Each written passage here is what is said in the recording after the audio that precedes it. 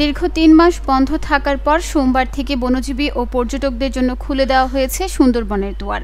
সকাল থেকে ভ্রমণ পিপাসুরা সুন্দরবন ভ্রমণ শুরু করেছেন। একই সঙ্গে এতদিন বেকার থাকা বনজীবীরাও নতুন উদ্যমে ফিরেছেন সুন্দরবনে মাছ, কাঁকড়া ও মধু আহরণে। এতে স্বস্তি ফিরেছে সাতক্ষীরার উপকূলীয় উপজেলা শ্যামনগরের সুন্দরবন নির্ভর মানুষের মধ্যে। তবে বনদস্যুদের ভয়ে তারা এখনও আতঙ্কে আছেন। জানা যায়, জীববৈচিত্র্য রক্ষা ও মাছের প্রজনন বাড়াতে গত ১ জুন থেকে ৩১ আগস্ট পর্যন্ত সুন্দরবনের নদীতে মাছ, কাঁকড়া ও মধু আহরণ সহ পর্যটক প্রবেশে নিষেধাজ্ঞা ছিল।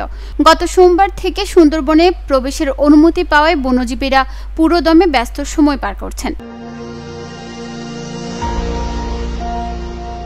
দীর্ঘদিন অভাব অনটনে থাকা বনজীবীদের মধ্যে এখন উৎসবের আমেজ বিরাজ করছে। বনজীবীরা জানিয়েছেন, ৯ মাস পরিশ্রম করে ১২ মাসের খোরাক জোগাড় করতে হয়েছে তাদের।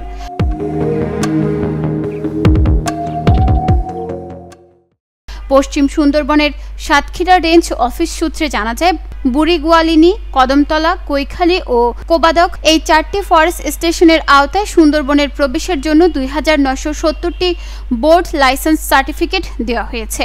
বুড়িগোয়ালিনী স্টেশন কর্মকর্তা জিয়াউর রহমান জানান, সোমবার ভোর থেকে জেলে বাওয়ালিরা পাস সংগ্রহ করে সুন্দরবনের ভেতর রওনা হয়েছেন।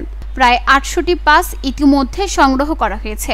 এছাড়া সুন্দরবনের ভেতরে পর্যটকদের আগমনও শুরু হয়েছে। সুন্দরবন পশ্চিম বন বিভাগ সাতক্ষীরা রেঞ্জ কর্মকর্তা মোহাম্মদ ফজলুল হক জানান, জেলে, বাওয়ালি ও পর্যটকদের নিরাপত্তার সর্বোচ্চ ব্যবস্থা নেওয়া হয়েছে। কোস্টগার্ড, নৌ পুলিশ ও বন বিভাগের যৌথ টহল রয়েছে। তবে নিয়ম মেনে সবাইকে পাস নিয়ে বনে প্রবেশ করতে হবে।